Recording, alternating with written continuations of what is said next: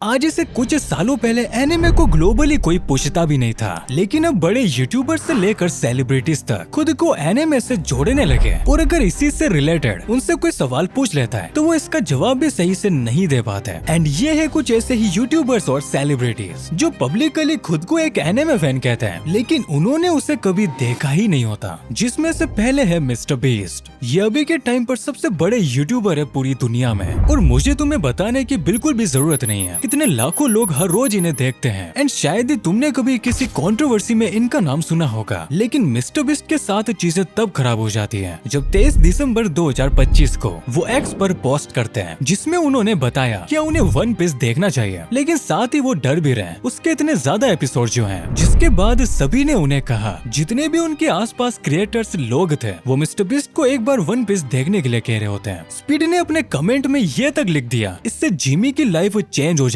जिसके कुछ ही घंटों बाद मिस्टर बीस्ट अपने प्रोफाइल पिक्चर में लूफी की फोटो लगा देते हैं। मतलब कि सुबह उन्होंने पूछा और रात होते होते वो वन पीस के फैन बन गए। और शायद ही भाई किसी को इस चीज से प्रॉब्लम भी होगी। लेकिन इसी के एक दो दिन बाद जब मिस्टर बीस्ट अपनी प्रोफाइल पिक्चर वापस से पहले की तरह कर देते हैं, और नेटफ्लिक्स भी इसी time one piece live action season 2 का टीजर भी डाल देता है, जिसके बाद अचानक से वन पीस के फैंस मिस्टर बीस्ट पर गुस्सा हो जाते हैं। वो इन दोनों चीजों को एक साथ जोड़कर देखने लग गए थे। फैंस का कहना था कि जो मिस्टर बीस्ट ने वन पीस देखने के लिए पूछा था वो एक पेड मार्केटिंग कैंपेन था उसके लाइव एक्शन के लिए। और इसी के बाद ये एक बड़ी कंट्रोवर्सी बन जाती है, जहां फैंस ने मिस्टर बीस्ट को काफी ज्यादा क्रिटिसाइज किया कि ये एक घटिया पीआर स्टंट था, ये बस वन पीस के नाम पर उसके फैन बेस का फायदा उठा रहा है। और ऐसे मिस्टर बीस्ट को काफी ज्यादा हेट मिलने लगी। देन 7 जनवरी 2026 को एक स्ट्रीमर जैसन द विन के साथ मिस्टर बीस्ट उसकी वीडियो में आते हैं, तो वो अपने ऊपर लगे सारे एलिगेशंस का आंसर देते हैं। Holy shit.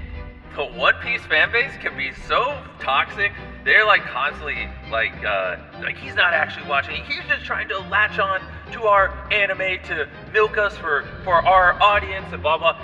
Let me say something. And it probably is a negative for me to say this, but I've seen more anime than all you little anime clowns with your anime PFPs on Twitter out there. Mister beast ने बताया one piece के fans कितने ज्यादा toxic हैं। उन्होंने ये भी कहा वो कोई फेक एनिमे फैन नहीं है। यहाँ तक कि उन्हें जितने भी लोग क्रिटिसाइज कर रहे थे उनके लिए मिस्टर बीस्ट का जवाब था कि जब ये सारे लोग पैदा भी नहीं हुए थे उनसे पहले वो एनिमे देखते आ रहे हैं। और इसी के कुछ टाइम बाद वो एक्स पर अपनी एनिमे लिस्ट भी शेयर करते हैं, जिसमें 22 बड़े एनिमे के नाम थे, promise Neverland, जेजेके, attack on Titan, death note और बाकी के। बट यहाँ पर भी मिस्टर बीस्ट की किस्मत तो देखो, अब फैंस उन्हें इस लिस्ट को लेकर क्रिटिसाइज करने लग गए। उनका कहना था कि ये एक एआई जनरेटेड लिस्ट है और जिस तरीके से नाम लिखे गए एनिमे के वो भी सही नहीं है, जैसे कि माय हीरो एकेडमिया की जगह माय हीरो लिखा हुआ है। एंड इसी के साथ ये कंट्रोवर्सी अभी तक चल रही है। अब पता नहीं कैसे मिस्टर बीस्ट इस कंट्रोवर्सी से अपना पीछा छुड़ाएंगे। बाकी बात रही उनके एनिमे फैन होने की, तो ज्यादातर लोगों को यही लगता है मिस्टर बीस्ट इतना बड़ा जो यूट्यूब चैनल चलाते हैं तो उनके पास टाइम कैसे ही होगा एनिमे देखने के लिए। तो ये चीज मिस्टर बीस्ट ने पहले ही क्लियर कर दी थी।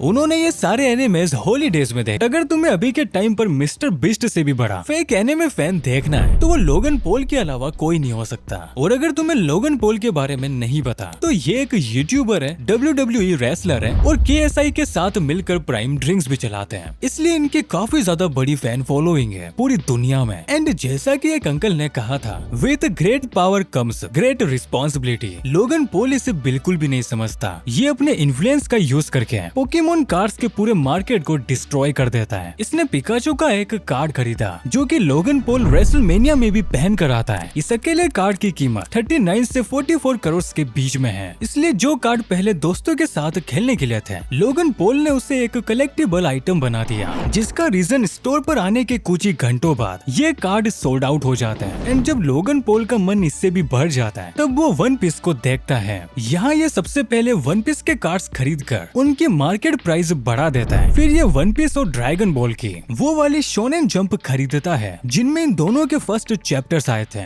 जिसमें से अकेले सिर्फ ड्रैगन बॉल के शोनेन जंप की कीमत $5 लाख से ज्यादा थी। अब इसको मैं इंडियन रुपीज में तो नहीं गिनने वाला। जब यही चीज लोगन पॉल एक्स पर शेयर करता है तो स्पीड सीधा उसे रोस्ट कर देता है, ये बोलकर कि उसे वन पीस के बारे में कुछ नहीं पता, बट फिर भी लोगन पॉल रुकता नहीं है। ये वन पीस के वॉल्यूम 1 खरीदता है एंड साथ ही वन पीस की प्रोडक्शन स्क्रिप्ट भी बाय करता है, जो कि पूरी दुनिया में एक लौती है। तो इसका मतलब ये हुआ लोगन पॉल वन पीस का सबसे बड़ा फैन है, बिकॉज आगे वो लूफी के कॉस्प्ले में फोटो भी अपलोड करता है। बट यहाँ लोगन पॉल से गलती ये हो गई, वो भूल गया था कि उसके हाथ में इंग्लिश वाली नहीं जैपनीज शोनेन जंप है। तो यहाँ वो बस मांगा पैनल्स देख रहा था, ना कि उन्हें पढ़ रहा था। और लोगन पॉल बुरी तरीके से एक्सपोज तब हो जाता है जब एक पॉडकास्ट में उससे लूफी एंड उसके दोस्तों के बारे में पूछा जाता है, तो वो इसका जवाब सही से दे भी नहीं पाता है। What is the name of Luffy's brother with fire powers?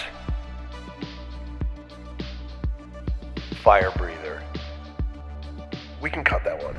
और ऐसा ही कुछ एक दूसरा क्रिएटर भी करता है, निक 830। निक ने जो किया है वो एक बड़ा एग्जांपल है। अगर तुम्हें किसी चीज के बारे में पता ना हो तो तुम्हें उसके बारे में अपने मन से कुछ भी कहना नहीं चाहिए। तो निक दरअसल फोर्टनाइट का एक फेमस स्ट्रीमर है, जिस वजह से फोर्टनाइट इससे अपने पेड प्रमोशंस भी करवाता है। जब भी गेम में कोई नया इवेंट या अपडेट आता है तो निक उस पर अपनी वीडियोस जरूर बनाता है, जहां वो इन इवेंट्स को डिटेल में एक्सप्लेन करता है। एंड जब ऐसे ही फोर्टनाइट एक्स सोलो लेवलिंग होता है, जिसमें सोलो लेवलिंग के कैरेक्टर्स की स्किन्स आई होती है, तब निक उनके बारे में बताता है और साथ ही वो ये भी दिखाने की कोशिश करता है कि उसे सोलो लेवलिंग के बारे में सब कुछ पता है। सबसे पहले निक अपनी स्ट्रीम में बताता है कैसे एग्रिस सबसे स्कैरिस्ट विलन है पूरे सोलो लेवलिंग में, कैसे चाहिन को ये एक बैटल में भी हराता है, जबकि एक्चुअल स्टोरी में ये चीज उल्टी थी। जिन्वो के कहने पर एग्रिस चाहिन से हार जाता है। This guy is the most scariest villain of all time, and especially his Shadow Igris style.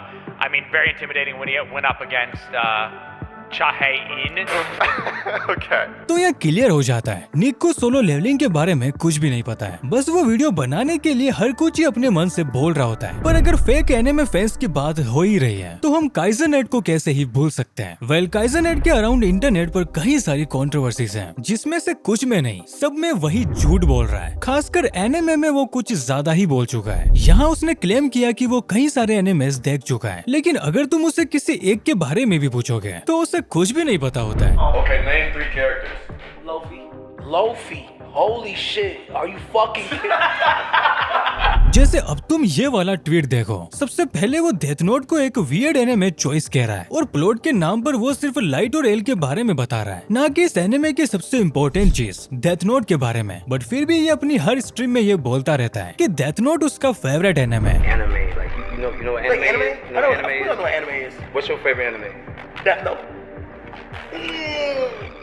What the? और जब उससे एक दूसरी स्ट्रीम में पूछा जाता है कि उसने डेथ नोट के कितने एपिसोड्स देखे हैं, तो काइजरनेट बताता है कि सिर्फ 2। मतलब कि 2 एपिसोड में यह बंदा पूरी तरीके से डेथ नोट का फैन हो गया। और जो उसने पास्ट में नारुतो वन पीस के इतने एपिसोड्स देखे हैं, उनका क्या, वो तो इसके फेवरेट लिस्ट में भी नहीं आते। सो अब तुम समझ गए होंगे लोग ट्रेंड्स को फॉलो करने के लिए कितना घिर सकते हैं और कैसे कैसे झूठ बोलते हैं स्ट्रीम्स पर आकर। बाकी इन्हें लेकर तुम्हारा क्या ओपिनियन है मुझे कमेंट बॉक्स में जरूर बताना एंड लाइक और हाइप कर देना।